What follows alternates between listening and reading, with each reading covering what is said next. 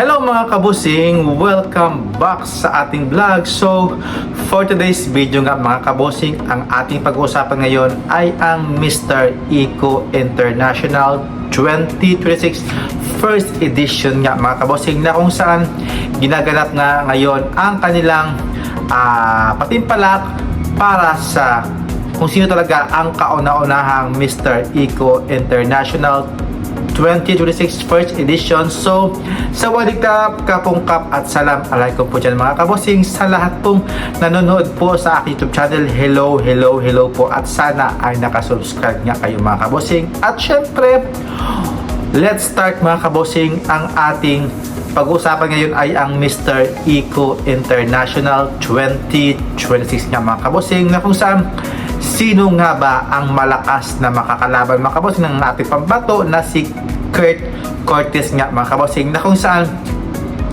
si Kurt nga mga kabosing ay nanalo to last year nga mga kabosing noong 2025 nga mga kabosing. So ngayon is ang pag-compete na mga kabosing para masungkit ang kauna-unahang corona ng Mr. Eco International, na kung saan dito nga ginanap sa bansang Pilipinas nga mga kabosing. So si Kurt Curtis nga mga kabosing, na kung saan grabe din no, ang lakas ng karisma niya, maganda yung kanyang speaking abilities, yung kanyang katawan, gwapong-gwapo rin siya mga kabosing, at siyempre yung katawan niya, ang ganda mga kabosing no, very minimalistic, pero ang lakas niya ang lakas ng kanyang dating nga mga kabosing sa Mr. Eco International. So, sino kaya ang mahigpit niya mga kalaban mga kabosing? So, yan ang ating pag-uusapan mga kabosing, kung anong bansa talaga ang kanyang mahigpit na makakalaban para makuha ang titulong Mr. Eco International 2026. So,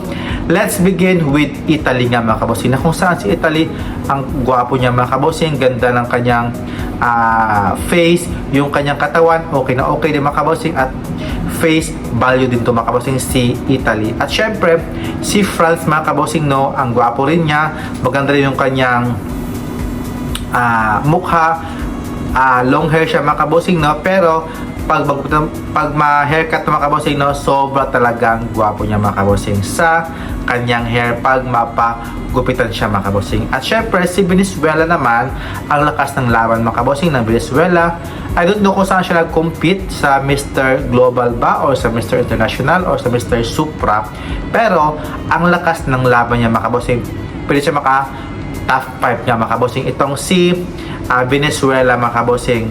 When it comes sa kanyang face, okay na okay, ang gwapo niya mga kabosing, sa katawan gwapo rin niya mga kabosing no, ang lakas ng kanyang dating mga kabosing ni Mr. Venezuela. Lahat talaga ng candidates, mapa women man yan o mapa men, ang lakas talaga ng karisma ng Venezuela candidates mga kabosing. At syempre si Vietnam mga kabosing, malakas din yung kanyang laban mga kabosing when it comes sa kanyang physical, sa kanyang face, okay na okay din mga kabosing. At syempre si Thailand, na kung saan very charming niya, yung kanyang smile, basta yung kanyang smile talaga, sobrang laki ng kanyang smile, very authentic talaga yung kanyang smile mga kabosing, kaya may laban tong si Thailand. Next naman si India, na kung saan si India mga kabosing, na parang hindi siya talaga pure-blooded Indian, pero parang mix siya talaga na Asian, na may pagka Chinese mga kabosing itong si India.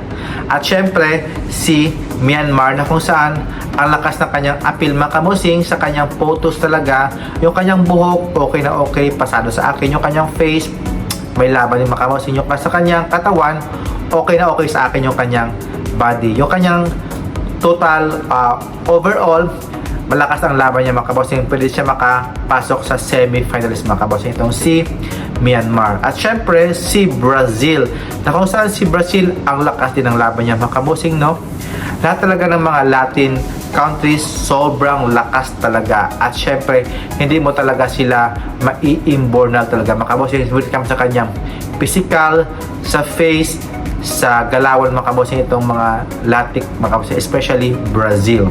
At syempre si Spain mga kabosing, ang lakas din yung kanyang laban, yung kanyang face okay na okay, yung kanyang katawan pasok na pasok sa banga. At syempre si Egypt mga kabosing, when it comes sa tangkad, siya talaga ang pinakamatangkad, si Egypt.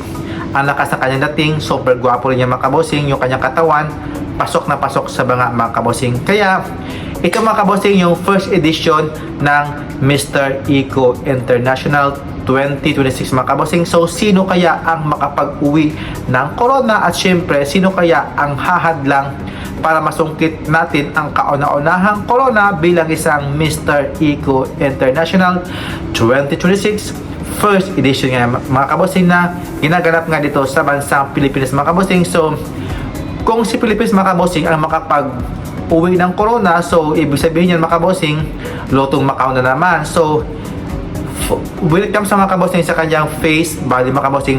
May laban talaga itong si Kurt Cortez nga mga kabosing kasi ilang years na siyang nag-antay mga kabosing para makapag-compete international. So, si Kurt may laban talaga mga kabosing para makapag-uwi ng corona bilang isang kauna-unahang Mr. Eco International 2026 mga kabosing. Kaya please support our delegates mga kabosing, Kurt, at syempre sa lahat pong kanils mga kabosing dito sa Mr. Eco candidates. Kaya thank you for watching and see you in my next vlog. Keep safe po mga kabosing and have a nice day. God bless. Mwah!